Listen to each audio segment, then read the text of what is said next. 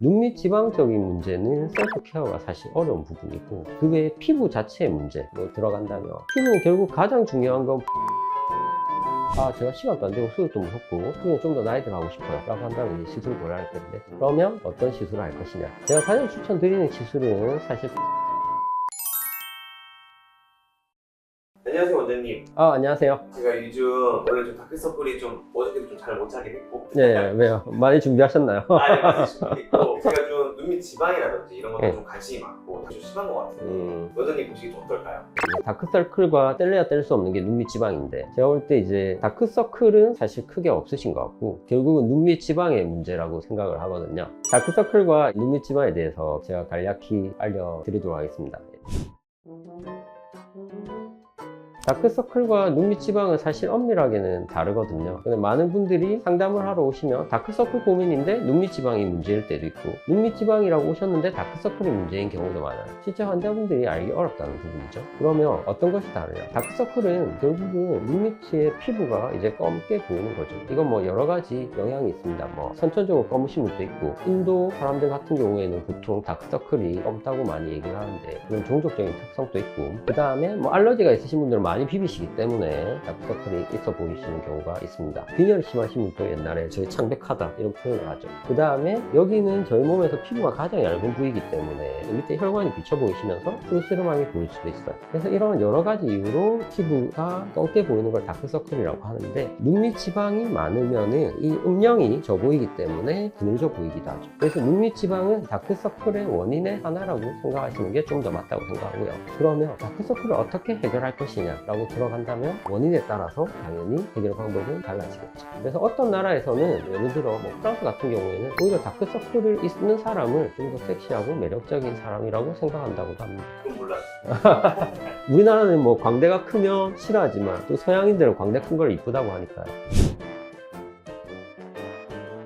우선은 눈 밑 지방적인 문제는 셀프 케어가 사실 어려운 부분이고, 그 외에 피부 자체의 문제로 들어간다면, 피부는 결국 가장 중요한 건 보습이랑 자외선 차단이겠죠. 사실 요즘 인스타를 많이 하지 않지만 보면 정말 황당한 광고 2개가 있었는데, 한 개는 성이 되었는데 뭘 먹고 키가 커졌대요. 제가 지금 키가 클 수 있다면 뭐든 할 수 있는 사람인데요. 그게 말이 되게 만약에 정말 키 크는 약이 개발됐다, 그럼 그 회사는 이미 위고비 회사의 이상으로 컸겠죠. 다크서클이 없어지는 크림이다, 그것도 만약에 정말 있다면 그 정도 급의 회사가 되었을 겁니다. 근데 이제 많은 분들이 그 광고에 속아서 구매를 하겠죠. 하지만 실제로 저는 뭐 효과가 1도 없을 거라고 생각합니다. 저희가 마취용도만 발라도 여기가 좀 붓거든요. 립밤 같은 경우도 약간 붓는 느낌에 있는 걸 넣잖아요. 그런 크림이 일시적으로 효과를 줄 수는 있겠지만 정말 주름이 없어진다는 사실 말도 안 되는 장난이라고 생각하고요. 그렇기 때문에 실제 홈트에서 가장 중요한 거는 일반 피부 관리랑 마찬가지로 보습이랑 자외선 차단을 해주시는 게 좋고, 그다음에 당연히 피곤하면 다크서클 좀 더 진해 보이죠. 그러니까 충분한 수면과 너무 피곤하시면 잘 쉬시고, 그다음에 물 많이 마시고, 이런 기본적인 것들이 충분히 도움을 줄 수 있다고 생각합니다. 원장님의 매력이 뭔가 시원하고 솔직하신 그런 그런가? 매력이 있으신 것 같아요. 우선 다크서클인지 눈 밑 지방인지 파악해야겠죠. 눈 밑 지방이라는 건 영어로 페리오비탈 팻이라고 해서 아나지방이라고 할 수 있는데, 저희 해골을 보면 이렇게 동그라미 2개가 있잖아요. 해골에 이 동그라미에 이제 안구가 있고 그 주변부로 이제 지방이 이렇게 있습니다. 이게 아나지방인데, 세월이 지날수록 지방은 점점 밑으로 내려와요. 저희가 어릴 때는 이렇게 안 불룩했잖아요.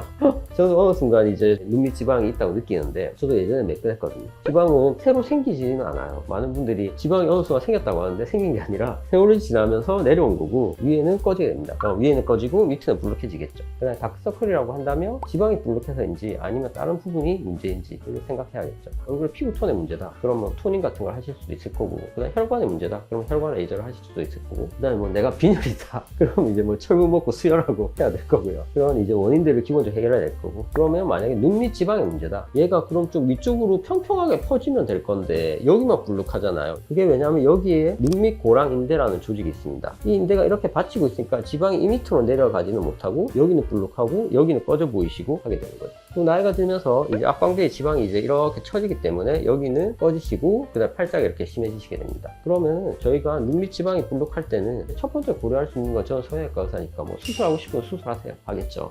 제가 시간도 안 되고 수술도 무섭고 수술은 좀 더 나이 들어가고 싶어요 라고 한다면 이제 시술을 고려할 텐데, 그러면 어떤 시술을 할 것이냐. 제가 가장 추천드리는 시술은 사실 필러입니다. 필러. 눈밑 필러 사실 저도 할 때마다 항상 긴장하고 조심스럽게 아주 천천히 조금씩 시술하는 부분인데요. 왜냐하면 모든 필러 부위 중에 눈밑 필러가 가장 어렵습니다. 당연히 어렵기 때문에 만족을 못 하시는 환자분들도 많고 당연히 한계도 있습니다. 모든 분들이 수술만큼 아주 매끈한 결과를 만들긴 어렵지만 이제 어느 정도 지금보다 조금 눈밑 지방이 덜해 보이길 좋겠다라고 한다면 충분히 필러로 좋은 결과를 만들 수 있는데, 그럴 때는 저희가 눈밑 고랑과 앞광대의 꺼진 부분을 함께 계산해 줍니다. 지방을 빼는 건 사실 수술이기 때문에 지방을 안 뺀다고 했을 때 꺼져 있는 부분, 이 부분을 전체적으로 채워서 해결해야겠죠. 그 다음에 필러만으로 하기보다는 추가적으로 잼버나 캐번 같은 이제 지지대를 이용한 실을 추가적으로 넣어주고 그 위에 어느 정도 형태를 만든 이후에 필러를 넣는다면 좀 더 효과가 좋고요. 그 다음에 항상 필러를 넣을 때는 두 종류의 입자 크기를 준비해서 앞광대 쪽에 좀 입자가 큰 필러로 볼륨을 잡아주고, 그 다음에 눈밑 고랑 쪽에는 얇은 필러로 전체적으로 피부 밑에 깔아서 매끈하게 만드는 방법을 시술하시면 충분히 만족도 좋은 시술을 할 수 있습니다.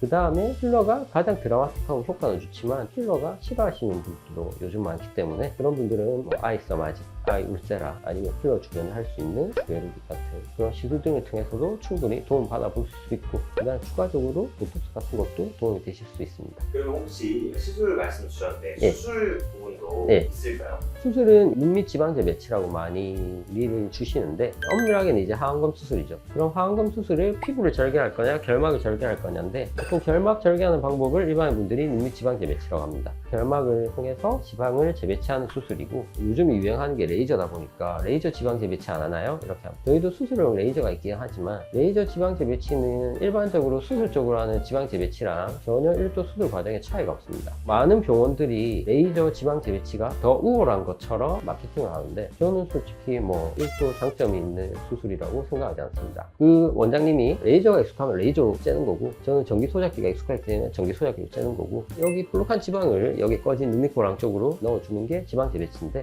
이 눈밑 지방을 너무 많은 분은 제거해야겠죠. 그 다음에 없는 분은 넣어야겠죠. 그 다음에 어떤 분이 위에 눈꺼풀이 너무 꺼졌어요. 밑에는 볼록한데, 이런 분은 여기를 눈밑 제방치를 너무 많이 하면 위에가 더 꺼져 버립니다. 이런 경우에는 경막 강화라는 방법을 이용해서 지방을 안쪽으로 집어넣어주는 그런 방법을 이용해서 해결하셔야 됩니다. 그래서 환자분에 따라서 지방을 재배치만 하는 거 아니라 제거도 할 수 있고 지방을 더 넣어주실 수도 있고 아니면은 지방을 밀어 넣어서 고정할 수도 있고 여러 가지 방법을 이용해서 결국은 지방을 교정을 하는 방법이라고 생각하시는 게 맞겠습니다. 이제는 여기 어필되었는지 모르겠네요. 어쨌든 방송 재밌게 봐주셨으면 좋겠고요. 좀 더 유익한 방송이 되도록 노력하고, 저도 이제 말을 사실 잘 하는 편은 아니어서 구독자분들이나 제 방송 보시는 분들께 좀 더 이해가 가게 도와드리려고 하는데 가끔 제 말이 잘 이해가 안 갈 수도 있어요. 뭐 제가 사투리도 심한 편이고 발음도 좋은 편은 아니어서 이해가 잘 안 되는 부분이 있으시면 이제 댓글로 남겨주시면 좀 더 이해가 잘 갈 수 있게 답변 드리도록 하겠습니다. 오늘 또 방송 보시느라 고생하셨고요. 구독, 좋아요, 알림 설정 부탁드리고 다음에 또 좋은 영상으로 인사드리겠습니다. 감사합니다.